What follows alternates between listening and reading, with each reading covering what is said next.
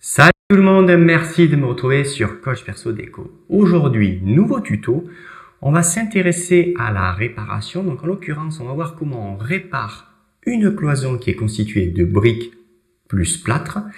Pour ce faire, je vais utiliser ce type de brique, donc qui fait 50 mm d'épaisseur.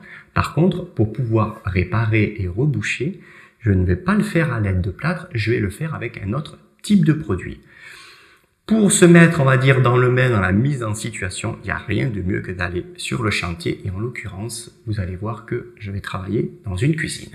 Ici, comme on peut le voir, on a une ancienne extraction naturelle. On va venir la boucher puisque nous, on a installé dans cette pièce une VMC de l'autre côté, là, à l'opposé. Donc, on va venir enlever et on va venir briqueter. Et briqueter, justement, quand on a des bricoles, parce que nous, c'est vraiment la valeur d'une bricole, c'est la valeur, entre guillemets, d'une brique. Quand on a des bricoles, vous allez voir qu'on peut se servir également de l'enduit de rebouchage pour sceller les briques. C'est pas une obligation quand on a des bricoles comme ça d'acheter, on va dire, du plâtre, parce que c'est pareil, le plâtre, avoir du plâtre juste pour faire ça, ben, c'est un peu dommage. Donc, puisque là, on a à disposition de l'enduit rebouchage, puisqu'il y a tout un tas de travaux préparatoires à faire, ben, je vais vous montrer qu'on peut également coller des briques et charger sur la brique pour pouvoir vraiment la fondre et qu'elle soit parfaitement scellée. Alors ici, on est sur l'ancien tirage naturel. L'ancien tirage naturel, on va venir sculpter une brique, donc la brique, je l'ai ici. Pour pouvoir placer une brique, on va utiliser justement de l'enduit de rebouchage, parce qu'il a quand même un pouvoir collant. On va installer la brique et on viendra pareil, reprendre le niveau à 0 pour vraiment donner l'impression que ça n'a jamais existé. Je vais tracer un trait et je couperai bien en dedans du trait pour pouvoir arriver à la sceller correctement. Alors, je trace. Donc là, j'ai le trait et je vais couper. Donc généralement, quand c'est comme ça, on laisse à peu près 1 cm. Ça fait que ça fait à peu près 1,5 d'enduit de rebouchage en haut et 1,5, voilà, ça fait 1,5 sur tout le tour, 1,5 bien gavé avec enduit de rebouchage, il arrivera à nous tenir la brique. Alors on va vérifier si la brique c'est ok puisque c'est une brique de 50 mm d'épaisseur. Voilà, donc là elle passe. Par contre, forcément le risque c'est que en mettant du plâtre ou de l'enduit, quand on va vouloir la caler, qu'elle nous échappe des mains et qu'elle tombe. La solution, eh ben, c'est de prendre et de faire un repère. Donc là, j'ai le canon à peu près central. Je viens, je marque et en fait, on va la percer. Donc, on va la percer pas avec un perforateur puisque les briques, en fait, ne se perforent pas. Quand on perfore une brique, en fait, on l'éclate à l'arrière. Donc, je vais utiliser une mèche de 8 qui est vraiment dédiée à ça. Donc, pour percer proprement, sans vibration, la brique. Je vais glisser une cheville de 8 et surtout, je vais visser un petit crochet. Et en fait, vous allez voir, ce petit crochet, on va s'en servir un petit peu de poignée et ça nous permettra, pendant qu'on réalise le scellement, de maintenir la brique pour que celle-ci se casse pas la figure de l'autre côté, puisque là, si elle tombe, c'est perdu, c'est perdu.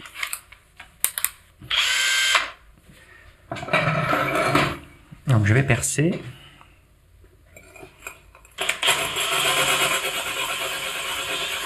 Donc voilà, comme on peut le voir, c'est vraiment fait exprès pour percer les briques. Voilà.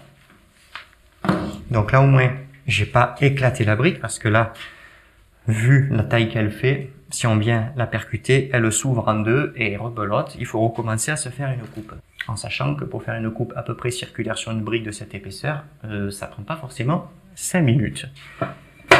Ici, on se glisse, pardon, parce que si on se glisse, c'est pas bien. Là, on fait bien attention, toujours pareil.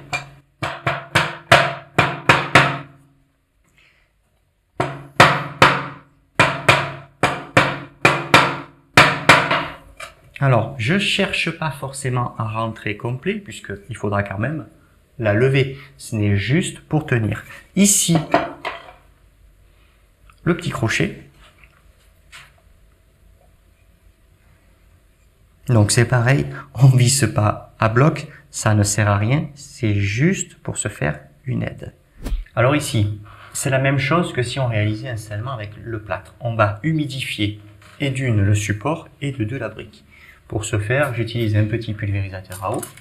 Donc je viens, voilà, humidifier le support, je prends la brique. Je fais la même chose. Ça c'est pour éviter, pareil, c'est le même principe que le plâtre.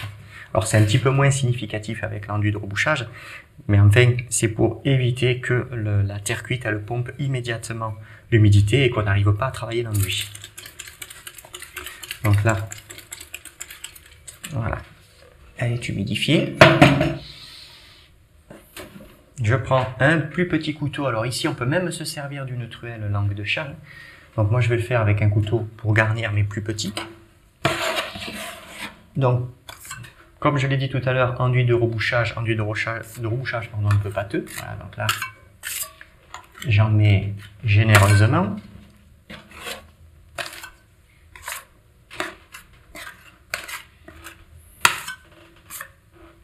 Alors là, même chose, je garnis.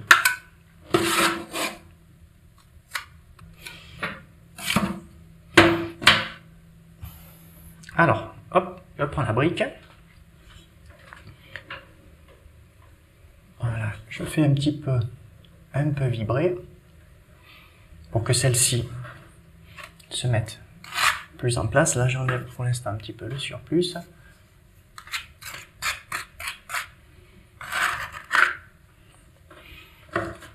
Donc là,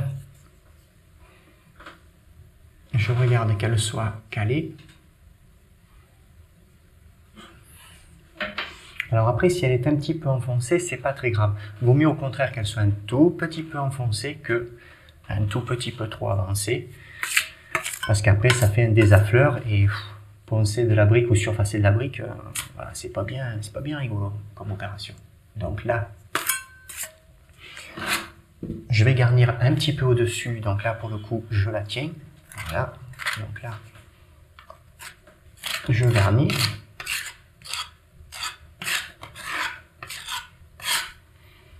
Donc là, on est pas mal. Là, il y en a de trop. Donc je le récupère, je fais le tour. Et là, concrètement, on ne touche plus. On va laisser passer, voilà, bien 3/4 d'heure, 1 heure. L'enduit de rebouchage est sec. La brique ne bouge plus. On va se séparer du petit crochet. On va enlever la cheville et on va attaquer à garnir pour pouvoir vraiment estomper et donner l'impression que l'ancienne extraction d'air n'a jamais existé. Alors j'enlève le petit crochet. Alors la cheville, il y a 2 poids 2 mesures. Soit on a de la chance et elle vient. Alors là, visiblement, elle est un peu têtue. Alors je vais l'attraper. Voilà. Là, elle est partie. Ici, on a la valeur quand même d'1 centimètre d'épaisseur, hein, parce que là, il y a quasiment 1 centimètre. 1 centimètre, le reboucher d'un coup, ça fait beaucoup. Donc, il y aura au moins 2 passages. Donc là, je vais garnir. Ici, on garnit bien. Donc là, on fait bien rentrer, toujours pareil. On reste bien à 0 tout autour pour pas faire de bosse et de surépaisseur. Voilà, je garnis.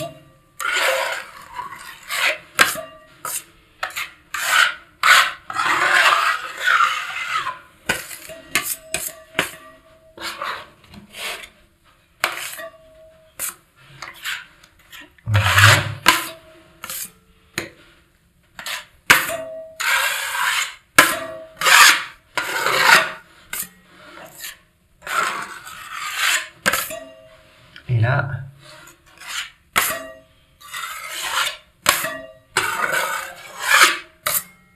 donc là, j'ai la lame de 45.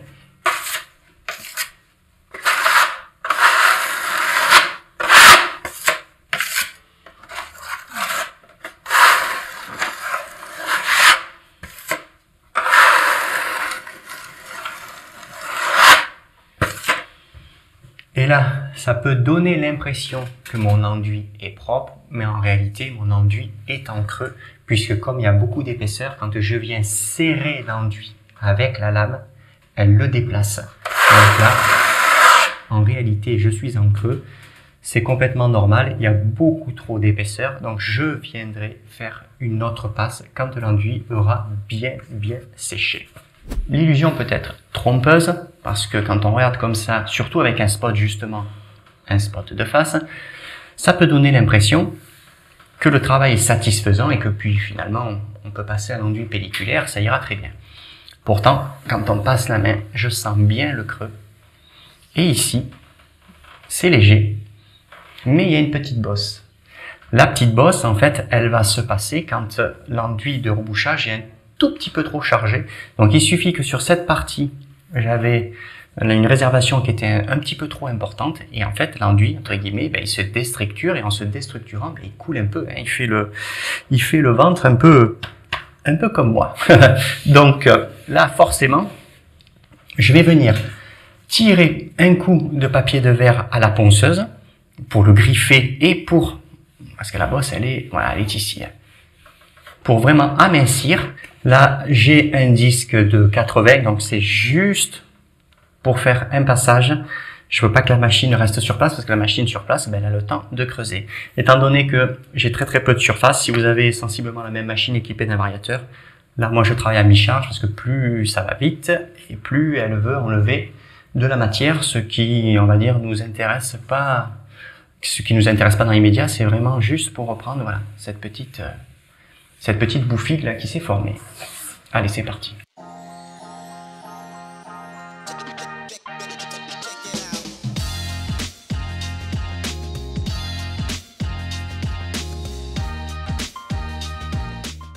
Alors là, j'ai de l'enduit de rebouchage, parce que pour le coup, je le fais pas en pelliculaire, parce qu'il y a un petit peu. Donc je dépose.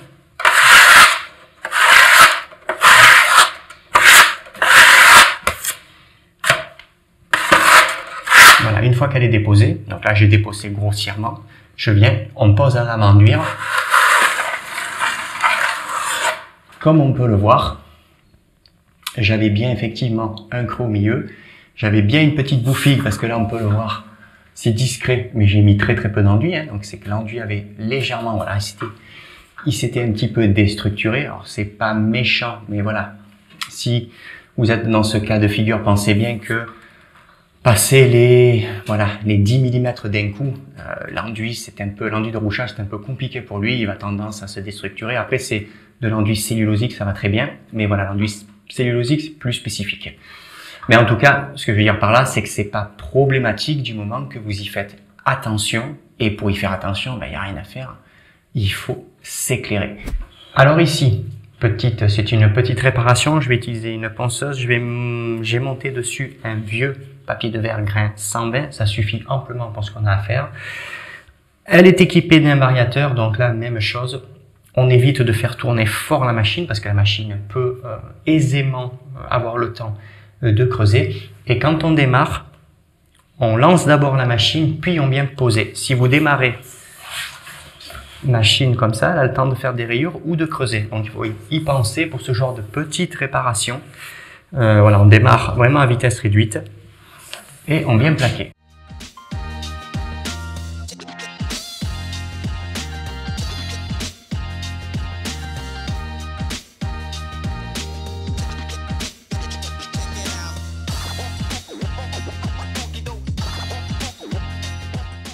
Je suis passé en enduit de lissage. Donc l'enduit de lissage, c'est comme l'enduit de dégrossissage qu'on appelle communément un enduit garnissant. C'est un enduit qui a besoin de gonfler. Donc il faut bien regarder au dos des sacs quand c'est des produits en poudre. Moi, c'est la marque ProGold. Donc ProGold, c'est un quart d'heure. C'est sensiblement la même chose que l'enduit de dégrossissage. C'est assez important d'être à cheval sur le temps de repos d'un enduit, puisque c'est un enduit après qui gonfle, qui va gonfler n'importe comment s'il est vite appliqué, et des fois, ça pose problème et à l'application et au temps de séchage. Donc ici, c'est un enduit que j'avais déjà préparé, qui a reposé, on va pouvoir l'appliquer. On se met, là, vous voyez, j'ai mis un gros paquet d'enduit, on le reprend.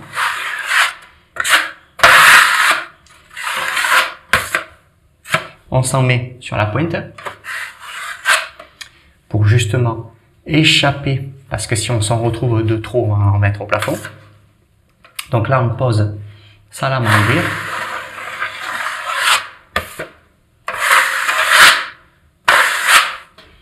Et là,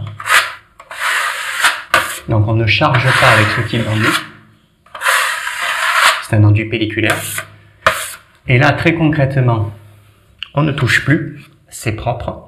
On veille à ne pas en laisser sur les parties qui sont propres, puisque ça fait charger de l'enduit sur des parties qui sont saines et qui sont propres. Ce n'est pas bon, puisqu'il faudra poncer. Donc là, on estompe. En toute logique, ça suffit amplement. Alors, il arrive d'appliquer une deuxième couche, soit d'enduit de lissage, comme j'ai là à l'heure actuelle, soit de l'extra fin. Tout ça, c'est quand on souhaite faire vraiment de la très très belle finition et qu'on veut très concrètement avoir un support le plus propre possible. Donc, je vais tirer un coup de ponceuse. Tirer coup de ponceuse avec un aspirateur. Vitesse, je vais extrêmement la réduire parce que j'ai 3 fois rien et je veux pas qu'elle creuse.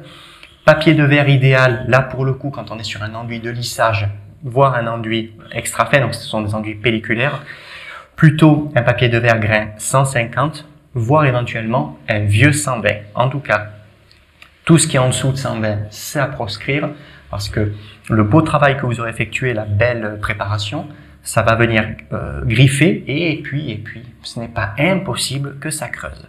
Donc ici, je suis sur un vieux 120, ça va très bien le faire.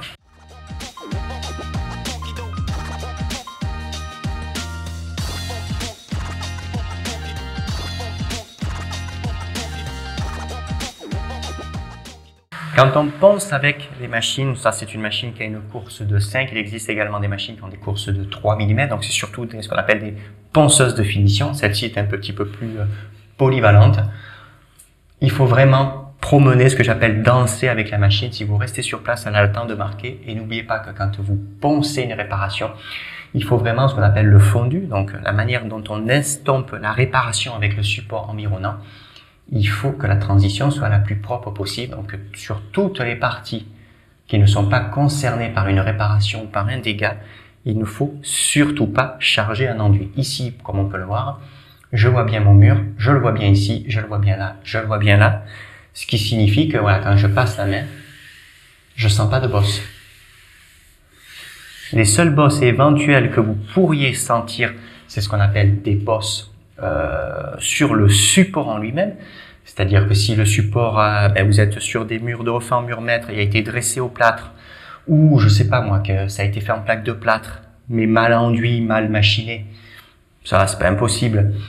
Vous pourriez éventuellement sentir, ici j'en sens, d'ailleurs j'en sens une, parce qu'ici on est dressé sur des cloisons, donc briques plus plâtre, donc ça, vous allez toujours l'avoir, puisque le but c'est pas ici c'est de réparer, ce n'était pas de faire un dressage pour reprendre complètement le support, ça c'est un autre travail.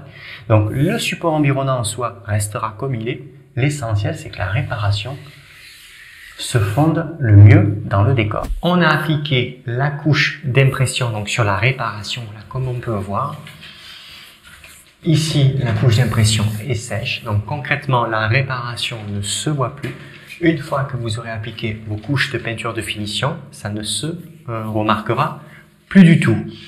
Ce qui est important à faire lorsque vous êtes dans ce cas de figure, de garder à l'esprit que avant d'appliquer les premières couches de peinture de finition, un petit papier de verre grain 150-180, juste pour poncer les éventuelles petites aspérités qu'il peut y avoir de la peinture, ou peut-être, parce que ça peut arriver malheureusement, des petites fibres qui viennent se coller sur la peinture, en l'occurrence ici sur la sous-couche, et à partir de là, vous pouvez attaquer tranquillement votre finition. Alors ici, on a mis en peinture donc toute cette face de mur et en fin de compte toute la cuisine. Ici, elle est vraiment ce qu'on appelle entre guillemets noyée dans le support. Quand je passe la main, je ne sens pas la réparation.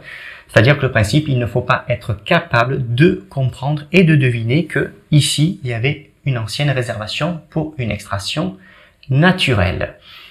Sur ce, le tuto donc prend fin.